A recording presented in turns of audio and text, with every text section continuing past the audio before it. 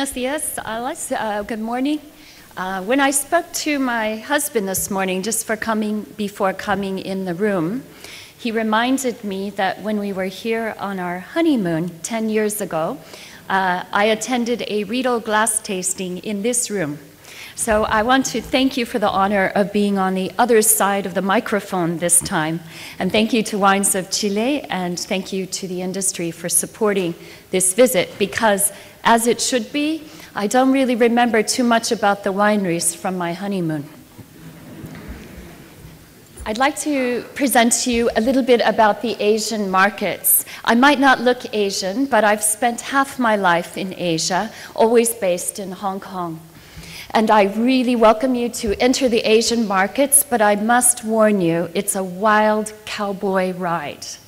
We are the Wild West of the East, and it's not an easy ride. So what exactly is Asia? No one really knows for sure, because there's not a distinctive geographic boundary around Asia, but you could say there's about 55 countries in Asia. Of course, the core countries you are probably familiar with, but many people also think that we are affiliated with Central Asia. But for Asians, anything that ends in Stan, Turkmenistan, Uzbekistan, that's not us, that's somebody else. Now when it comes to Australia and New Zealand, well, when we like them, when they win the rugby cups, okay, they're part of Asia. So sometimes yes, sometimes no. And then there's a whole group of Pacific Island countries, Fiji, Polynesia, which I like to call the rugby union countries. You only see them in rugby tournaments, but they too are considered part of our Asia.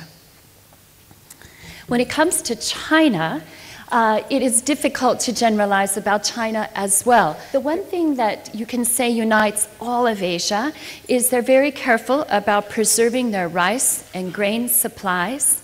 And the only other thing you can say in common with all of Asia is we love red wine. We have a penchant and an adoration for red wine. But some of the key differences, for example, Thailand. Thailand loves sour tasting drinks, sour beverages, and they have the highest tax rates, 500% in Asia, and most of their business is touristic. And then there's Vietnam, a very tiny, small growing market. Korea is the fastest growing fine wine market in Asia. Lisa will speak to you later about the characteristics of Japan and Singapore. The Philippines, they have a palate for sweetness. Coca-Cola serves the sweetest Coca-Cola in the world in the Philippines. So although we're all called Asia, we actually have quite distinctive differences. And you can see this again reflected inside China, because China has great diversity within the country itself. But one thing we do know is that the wine market in China is booming. It's very exciting for all of us. It's in the headlines every day, at least in my part of the world. Our consumption is about 1.6 billion bottles. And we're now at least a liter per person and growing. And in fact, those statistics are a little bit misleading because most of the consumption is in the coastal cities. So in fact, the per capita consumption in the cities is higher. So what are some of the consumer dynamics of China? Well, we have a very large middle class now. We now have the most millionaires in the world in China. But within our middle class, 90% of them don't drink grape wine. They might drink alcohol, but not grape wine. And unfortunately, our tradition in China of drinking is what we call ganbei style, bottoms up, dry glass. We have a culture of giving. We give a lot of wine, but we don't necessarily have a culture of unwrapping. And it's always embarrassing to receive a gift that inside the wine box has a card that was addressed to somebody else. It happens frequently. The prestige conscious, Asia is super prestige conscious. We love high luxury brands, but we're also price conscious. And finally, we're super brand loyal. Very loyal to fashion brands. When I first moved to Hong Kong, Chanel was the brand in Hong Kong. All the ladies wore Chanel head to toe, and that generation still is. So we're super brand loyal, but when it comes to wine in China, they mostly know only their own brands. So there's no question this is a high growth market, but it's really difficult to get the figures right because the word for wine, 葡萄酒, is also the word for alcohol. So the government hasn't as yet really come up with clear figures to distinguish beer from spirits from wine. But these numbers would indicate all high growth in these countries, and my estimate would be about 15% growth per year in China. Here is another way of looking at the growth. This is a chart prepared by Summergate, one of the largest importers in China. And you can see the incredible growth. It looks like the profile of the Andes in this chart, how quickly it has grown. And you'll see another number, how the second line, which is quite faint, is the number of importers that have appeared in China. When it comes to Chile, I think it's no surprise to you that 20 companies are more than 50% of the market in China. Now, this is obviously because the companies had the resources and the vision and finances to get there, but also China is a huge bulk wine importer. Because they're producing their own wines and have insufficient vineyards and expertise, they're quite happy to buy bulk wine elsewhere and blend. So what are some of the market dynamics in China? Well, they highly value education. I wrote my Master of Wine dissertation on education, comparing Shanghai, Beijing, and Hong Kong. And it was very interesting that people in the trade were willing to spend 20% of their salary per year on wine education. Now, you know, servers, retail clerks, they don't make a lot of money. That's quite an devotion to education. And this comes from our Confucian background and the belief in Asian countries that through education you can succeed. Another advantage in this market is Chinese are quite intrigued by Western lifestyle right now. They love luxury. Well, we're sometimes teased for being very overt. You know, we wear our wealth. And we spend money freely for food and beverage if we're with our friends.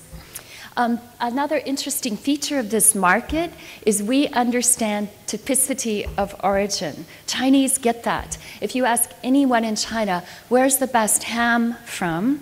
They'll say, oh, of course, Yunnan ham.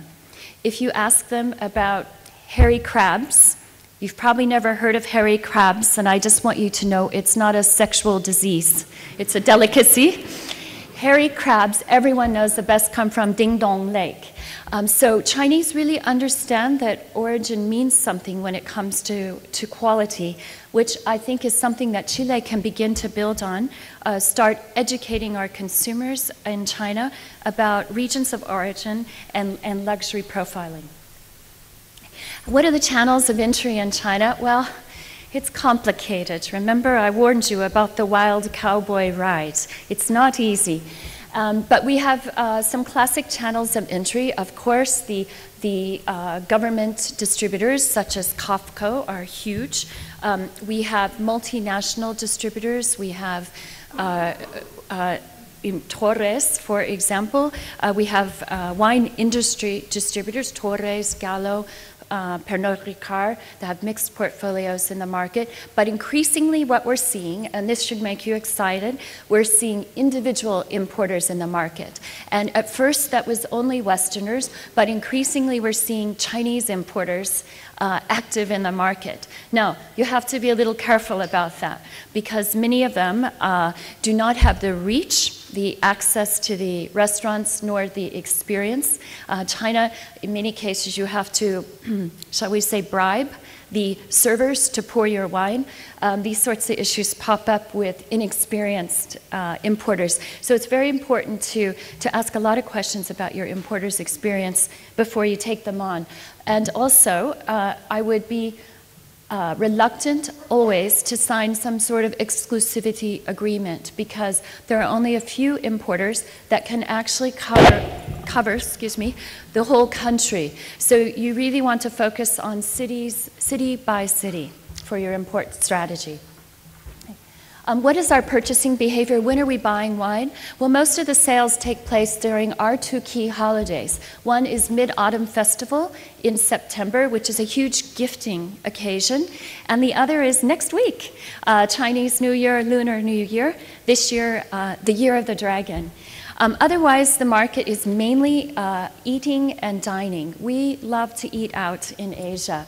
And of course, you always have a bit of a tourist factor for the hotel sector. But interestingly, when I speak to hotels such as Four Seasons, they say 80% of their dining business is actually Chinese, not foreign. So we, in Hong Kong as well, our fine dining is in our hotels. So don't overlook the hotels. I mentioned gifting, and I put this slide in here to show you how important gifting is to us. This is a shopping aisle in a hypermarket in Shandong province in the north. And you can see every wine is boxed, and it's boxed in red.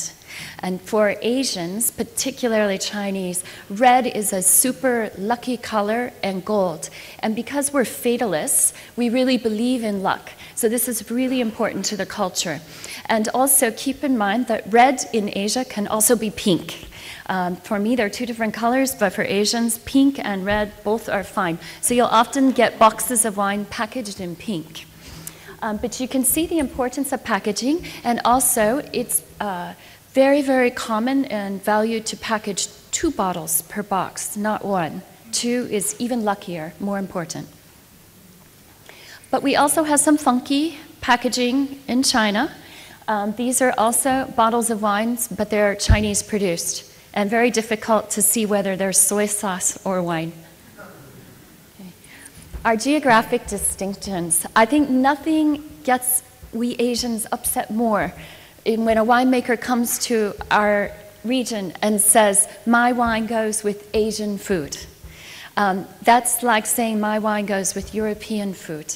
Our foods are just as diverse as yours is from Mexico and Canada. And so you must think, does it go with Thai curry? Does it go with Malaysian coconut curries? Does it go with Sichuan hot pot? These are such distinctive food styles. We have salty food in the north of China, Beijing. We have spicy food in the west, Sichuan province, Hunan, Yunnan.